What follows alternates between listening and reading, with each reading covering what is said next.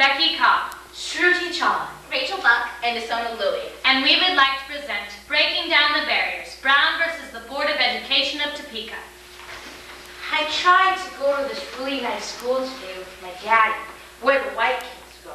They had a playground there, but all we had was just an old tire swing. The principal at the white kids school wouldn't let me go there. He told me I had my own school to go to, and it was good enough for people like me. I didn't understand, but later Daddy explained to me it was because of the color of my skin. The case of the century, Brown versus the Board of Education, was a carefully engineered strategy of the National Association for the Advancement of Colored People Legal Defense Fund to desegregate America's schools.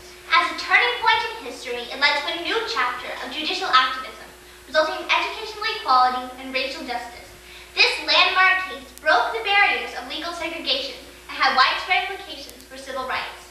The struggle for racial equality has been a significant element of American history for many generations. The 13th, 14th, And 15th Amendments, which were passed during the years of 1865 to 1870, were all intended to guarantee the civil rights of all people on a national level. In 1868, the 14th Amendment guaranteed citizenship to everyone, including blacks.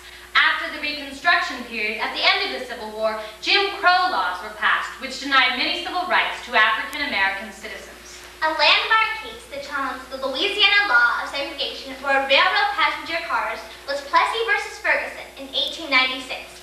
Plessy established the concept of separate but equal and maintained that segregated separate facilities were constitutional as long as they were equal. Plessy reinforced and strengthened the already established Jim Crow laws and institutionalized segregation.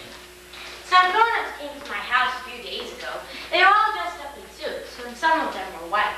I was listening to what they were saying, and it was all about laws and courts and stuff. Later, Daddy explained to me it had something to do with the nice school he went to before. And all those men were from something called the NAACP, or something like that. On May 5th, 1909, William Edward Burghardt Du Bois of Atlanta University founded the National Association for the Advancement of Colored People. Known as the NAACP, its aim was to fight for the equal rights and opportunities of all Negroes. The NAACP hired Nathan Markle. I urge the members of the NAACP to launch a direct legal attack on the constitutionality of segregation. Greatly influenced by the Markle Report was Charles Hamilton Houston. In 1934, he was appointed special counsel to the NAACP. Nathan, you want us to get the Supreme Court to overrule Plessy and declare segregated schools unconstitutional? Charlie, you've always taught your students that African American lawyers have to be social engineers to achieve their goals. Right. And one of the best students to ever learn this lesson was Thurgood Marshall. It was Charles Hamilton Houston who guided us through the legal wilderness of second-class citizenship. He was the Moses of a journey that led us to victory in Brown versus the Board of Education of Topeka. It's been 3 years since those men came to my house. I am 10 now in the 4th grade, and I understand stuff a lot better. The NAACP has already taken our case to the state Supreme Court. People have given us a lot of trouble, though. My dad lost his job and can't seem to find another one. And last night, someone threw a rock through our window. World War II had a major impact on the road to desegregation. From 1939 to 1945, many racial barriers dropped tremendously, leading blacks to challenge those barriers that remained desegregation by law. Brown was one of those challenges. Many late nights of planning went into the strategy developed by the NAACP for the argument of the Brown case. Greenberg, you're late. Well, you're never on time either. Bob Carter is not known for punctuality. Settle down, fellas. In our re-argument, the Supreme Court asked us to focus on whether the framers of the 14th Amendment intended the amendment to oppose segregation in public schools or not. The Legal Defense Fund team had been encouraged by earlier Supreme Court successes at the university level. The team had been developing 5 separate cases, primarily in the South, that the Supreme Court had grouped into a class action suit, which came to be known as Oliver Brown et al. Versus the Topeka Board of Education.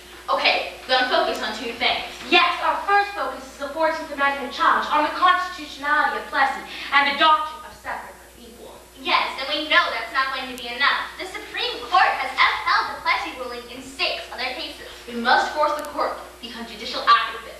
Let's use the testimony of Kenneth Clark, the second part of our strategy, to prove that segregation has a detrimental effect on children of both races. This man dolls in a suitcase, and he asked me which doll looked most like me. One was white, and the other one was black like me, so I picked that one. Then he asked me which doll was the better doll. I felt real sad and funny about the question, but I picked the white doll, because everybody says white folks have prettier skin. Many sociologists contributed to the LDF brief. This evidence showed that segregation contributed to a low sense of self-esteem among black students. Chief Justice Earl Warren became convinced that a decision in favor of Brown was needed, so he met with other justices, such as Felix Frankfurter, to persuade them. We must vote to desegregate the Brown case, Felix. Yes, but neither history nor legal precedent gives us reason to decide for the plaintiffs. Yet there are times when members of the court must be free to interpret the Constitution, based upon their feelings for what is right and just. Yes, Earl. Now you must work to unite the court on this. A split decision will lack the necessary impact. If you walk into that courtroom with a unanimous decision, it will force Americans to confront their racist beliefs and to change them. Thank you, Felix. All rise, the Honorable Chief Justice Earl Warren of the United States Supreme Court. We Americans must consider public education in the light of its present place in American life. We believe unanimously that in public education the doctrine of separate but equal has no place, and that these young plaintiffs have been deprived of the equal protection of the laws that have been guaranteed to them by the 14th Amendment. The Brown decision in 1954 rocked the nation, finally overturning the legal segregation established by Plessy in 1896. In 1955, the case often referred to as Brown 2 was argued before the court. At issue was the question of whether desegregation in public schools should be immediate or gradual. The result was a famous decision by Chief Justice Earl Warren, stating that segregation should take place with all deliberate speed. Many years have gone by, and I have a son of my own now. Who would have dreamed that David would be in law school at Columbia University and a class taught by Jack Greenberg, one of the NAACP lawyers in the Brown case? Hi, David. Hi, Mr. Greenberg. Have a seat. February is African American History Month. As a special guest, I'm inviting my friend and colleague, Thurgood Marshall, to address this class. As you know, he and I both litigated the famous Brown decision in 1954, 31 years ago. Didn't the decision have a tremendous impact on further civil rights issues? Like the Montgomery bus boycott. The bus boycott made the nation more aware of the problem of segregation, and it eventually led to the integration of public transportation. The Civil Rights Act of 1964, the Voting Rights Act of 1965, and the Fair Housing Act of 1968 all were outcomes of the Brown decision as well. They built on the decision by strengthening racial equality in the nation. But don't we sometimes overlook the negative consequences of the Brown decision? One of the biggest problems with desegregation was forced busing. Since schools had to integrate, school boards often had to bus children long distances to a school that needed either more white or black children. This angered many white parents and resulted in a migration to the suburbs referred to as white flight. The Brown case had an international impact as well. The United States realized that it could not maintain its status as a world power if it remained an apartheid nation itself. Right, as we planned the case, we realized the events of the Holocaust and dropping the bombs on Hiroshima and Nagasaki made the world super sensitive to the issues of discrimination, equal rights, and racial justice. Brown put the U.S. in an international position, and ultimately it should help South Africa to abolish the apartheid systems. As the case of the century began, the parents who attempted to enroll their black children in white schools in the 1950s exhibited a degree of courage and sacrifice that is difficult for us to comprehend today. The educational opportunities blacks, women, the handicapped, and other minorities have gained would not have been possible without Brown. The well-engineered strategy of the NAACP prompted a precedent-setting decision based on judicial activism which destroyed a badge of inferiority placed on African American citizens. The doctrine of separate but equal has no place in society. The accomplishments of Brown versus the Board of Education of Topeka not only fulfilled the dreams of children, but of their grandparents as well. The dream of integration and equality became a reality. Brown helped to heal from the old wounds of slavery and finally gave African Americans justice and the opportunity for all children to receive the education that is their right.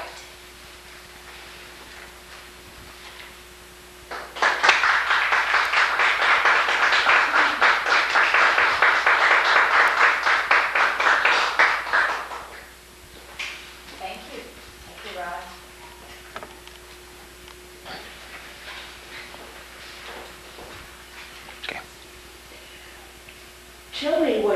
understanding of social activism?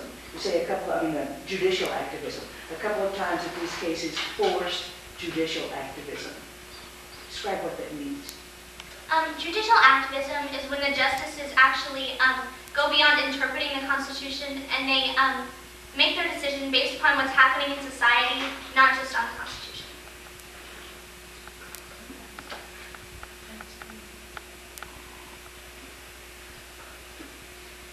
Well, let me ask another similar question then. You said that African American lawyers have to practice social engineering. You know what they meant by that? Oh, okay. My character.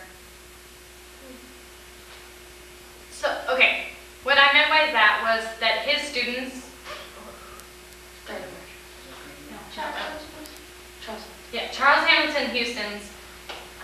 I mean, I know this, but. In terms of being social engineer, which means that what's going on in society at the time. I mean, I can give you the definition of what I think a social engineer is, if that's what your question is. Well, what did Charles Hamilton think it was? Well, your turn. Or, which attorney was it? Was it Charles Hamilton? Yeah. What did he think it was?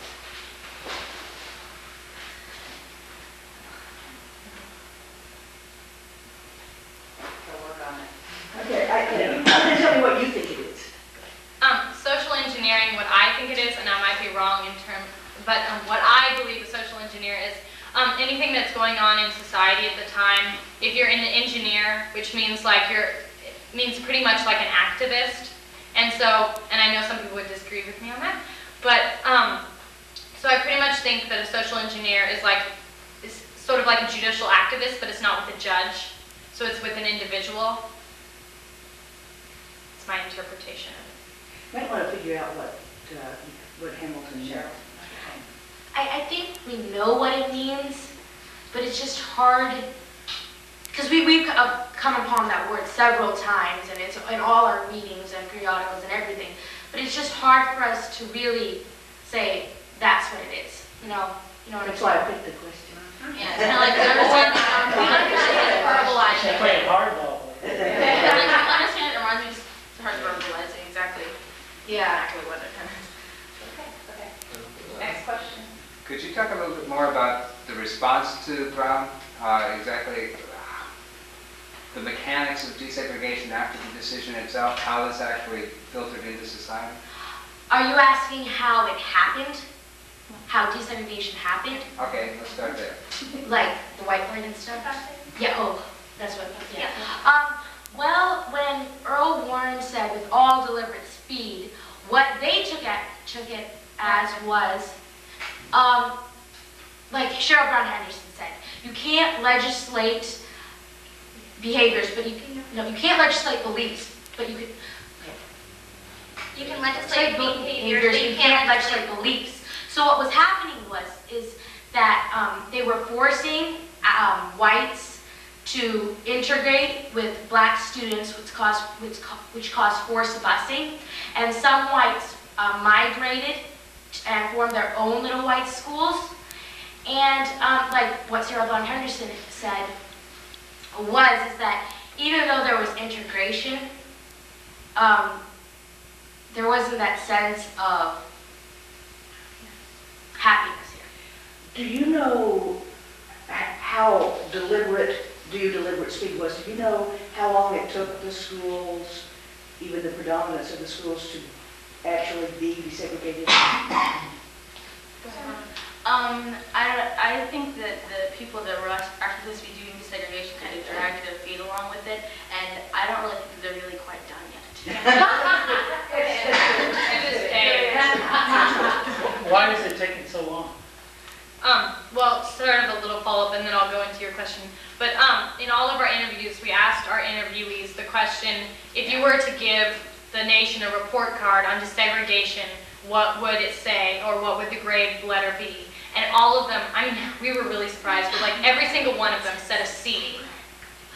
Because they said, we've come a long way, but we're not near it. And your question again, I'm sorry. Yes. Why did it take so long? why did it take so long? For the Brown decision to be put in.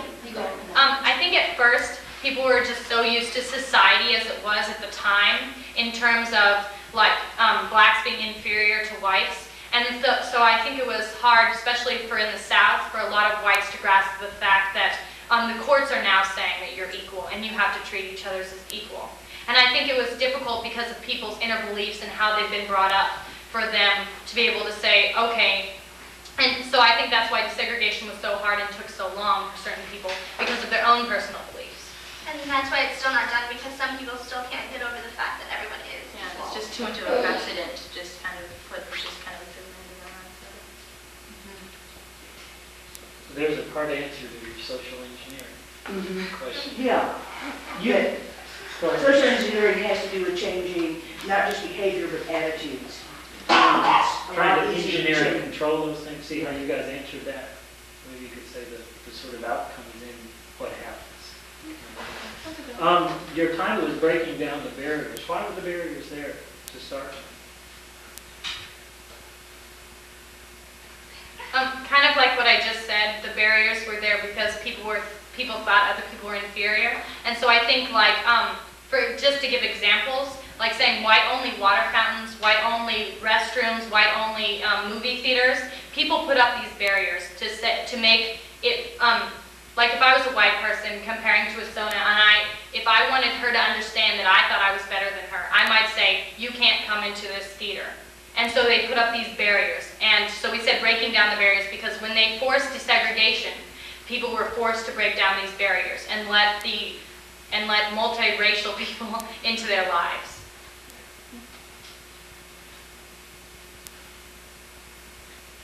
Okay, let me back that question up a little. What's behind them putting up barriers in the first place? What creates the fundamental attitudes of racism that are behind the barriers at the beginning? What created those in the first place? Yeah. The slavery, when Yeah. slavery started. Yeah. That's what I was what, looking for. that started the whole Thing. people Started- thinking that African Americans were inferior. And so it's And what it so is. people just believed that. And over the years, the attitudes just kept getting stronger and stronger. So they just couldn't change it really because it was like, that's how Such a they big- grew up with it. So they couldn't really change themselves.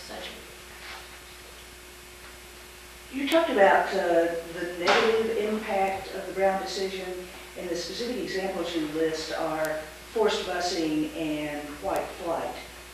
But in a sense, those were probably negative impacts more on whites than blacks. What about the negative impact on African Americans? The violence that occurred because of the violence that occurred because of Brown was tremendous. Paul Wilson said he doesn't see a problem.